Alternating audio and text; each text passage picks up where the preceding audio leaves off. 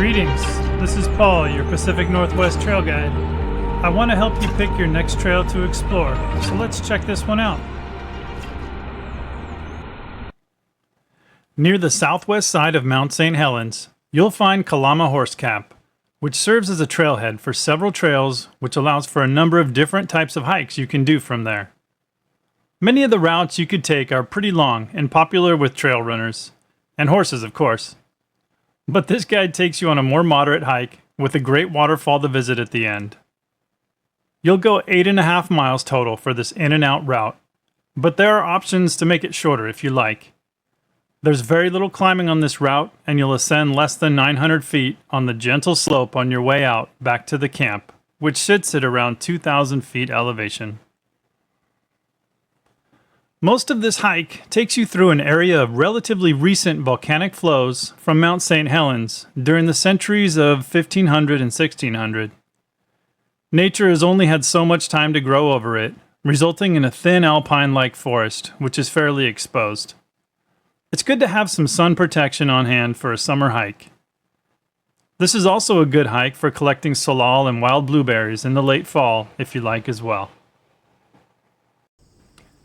Kalama Horse Camp is nice and easy to get to, and less than 60 miles from Vancouver, Washington. Coming in towards Mount St. Helens on Highway 503, you turn onto Forest Road 81 near the top end of Yale Lake and before you get into the town of Cougar. You'll travel almost 9 miles on Forest Road 81, which takes you directly to the trailhead in Kalama Horse Camp.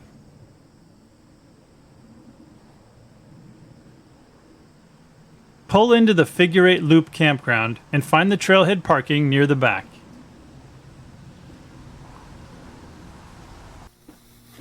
Head out from the trailhead parking to the very back of the loop to find the trailheads.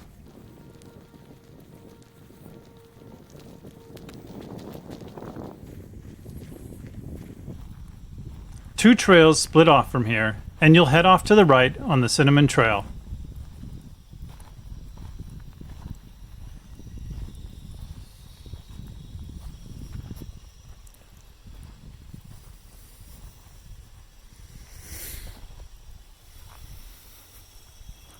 This takes you down into a short, lush stretch of forest near the Kalama River.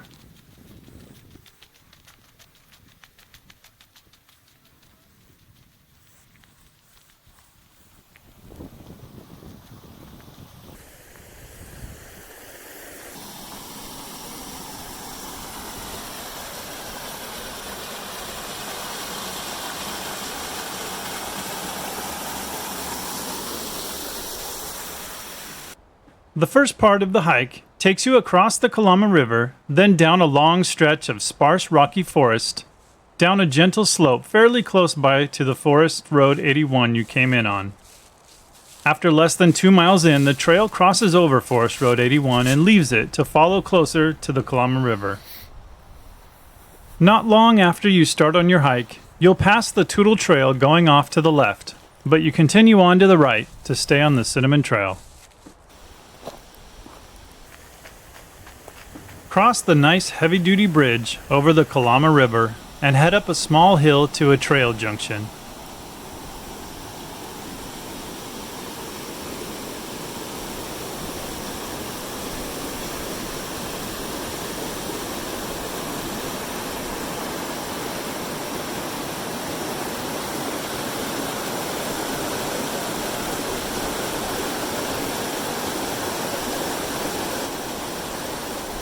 At the top of the hill, you approach a 4-way X-shaped trail junction.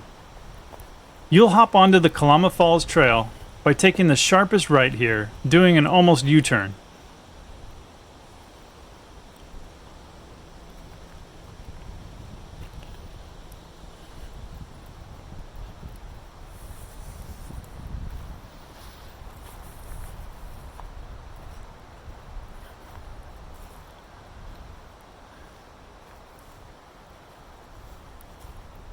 You now begin the long downslope trip through the thin, scrubby forest.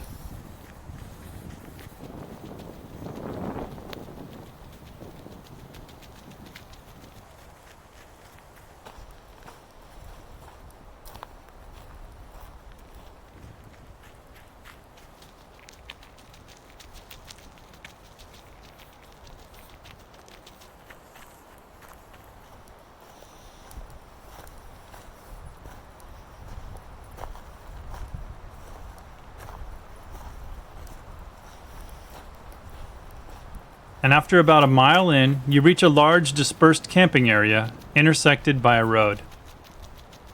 Just proceed straight through this area and across the dirt road to pick up the trail again, continuing on in the same direction.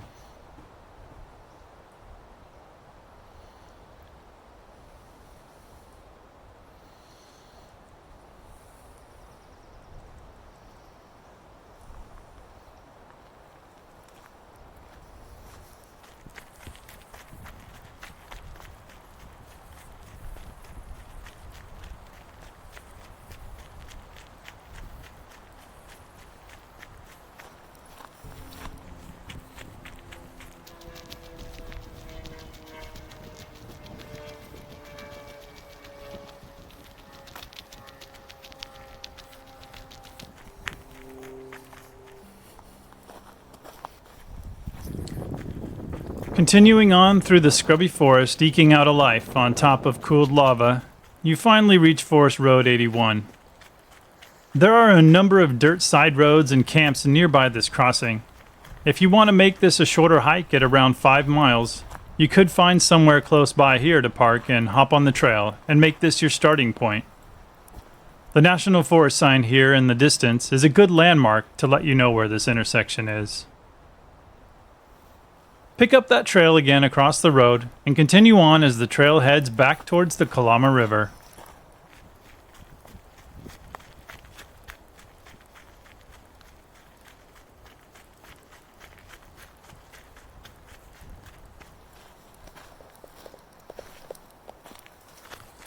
The berry bushes come in thicker here, so this is a good area to pick. Sadly, my visit in early July was much too early for berries.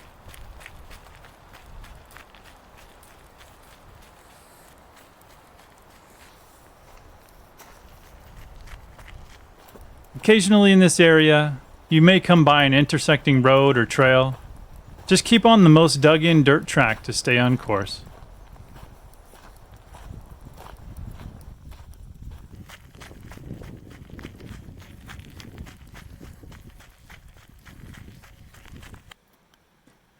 I think I stumbled upon a favorite hangout spot for a local buck in this area here. If you've been thinking about getting a pet deer or elk, think again. Look at all that fur he's shedding. Maybe hold out for a hairless variety.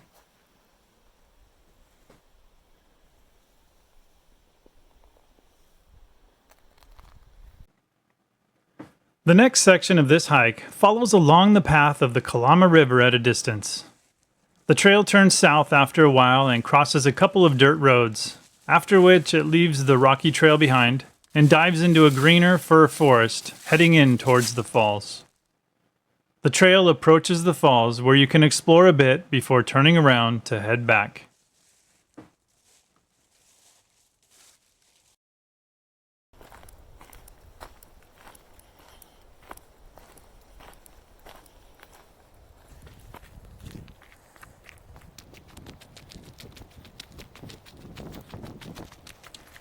As you follow the trail that runs closer to the river, things come to life a little bit, but still remain high desert-like and a little exposed.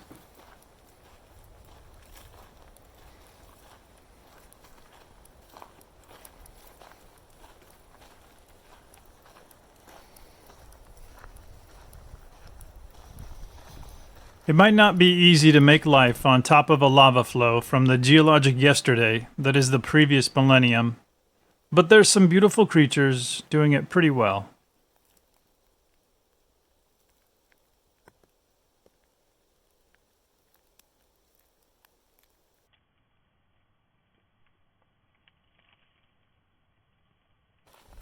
As you approach the first dirt road crossing, you start to see more signs of a changing landscape as you dive into a thickening spread of sword ferns.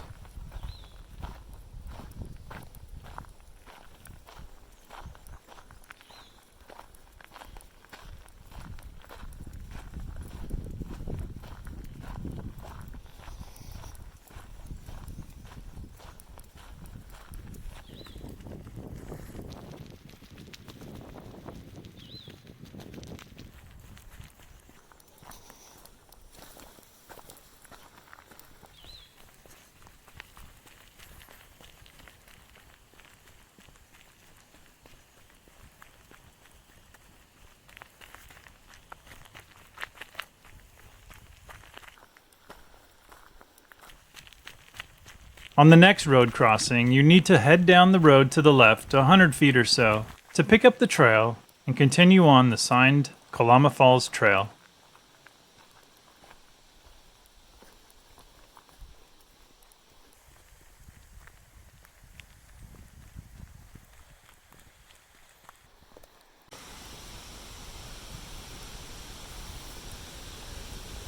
A short trip through the dense, mossy forest brings you to the top of Kalama Falls. There's a nice sunny bit of rock here you can hang out at and enjoy Upper Kalama Falls, and also overlook from the top of the larger lower falls.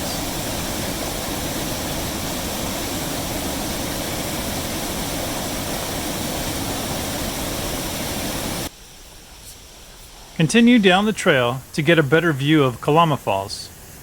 You can get a good view from the side at a clear spot here, or if you're up for a bit of a steep trail, you can continue down farther where the trail goes down to the river level, where you can find another spectacular view and maybe a few salmon berries too.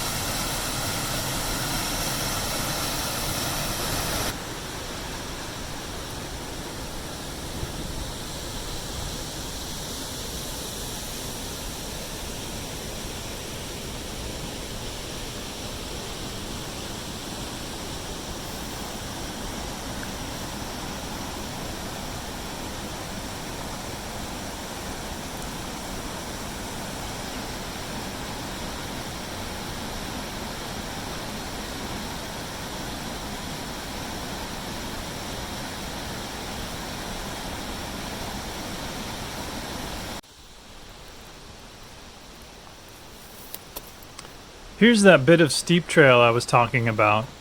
Time to head back the way we came. Bye bye, Kalama Falls.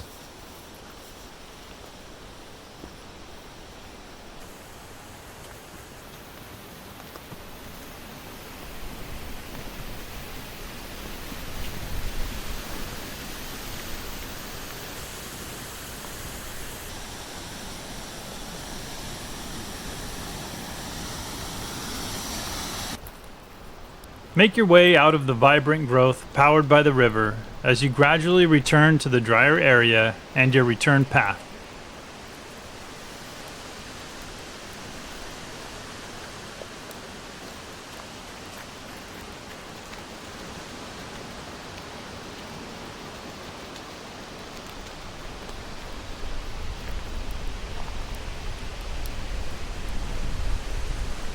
Hopefully you can find the other side of the trail you came in on the other side of the big camping area. Just wander around a bit, you'll find it eventually. If not, there's always that sweet lean-to here you can camp out in and just wait for help otherwise.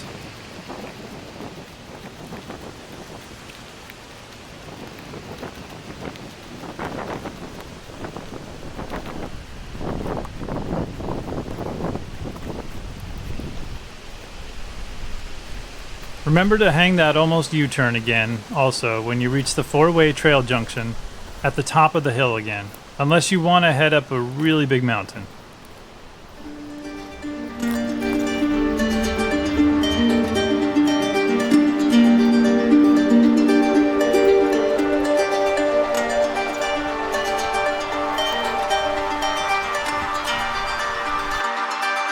There's little of the hike left as you cross the Kalama River again and soon return to the trailhead.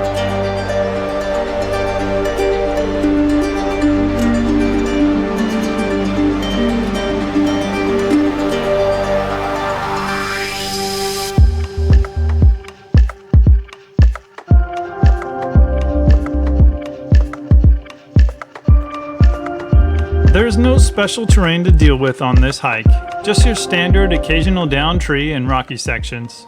So this one gets 2 rocks for terrain rating. Considering the minor exposure and the fact that this area can hold on to snow into the early summer some years, even though it's not that high elevation, it rates 2 clouds on elements. The length for the full hike is longer than average for a day hike, But you can take a shorter version, so I'll give it 3 boots for distance. Finally, climb rating is 2 boots. There just isn't much to climb other than a gentle slope on this one.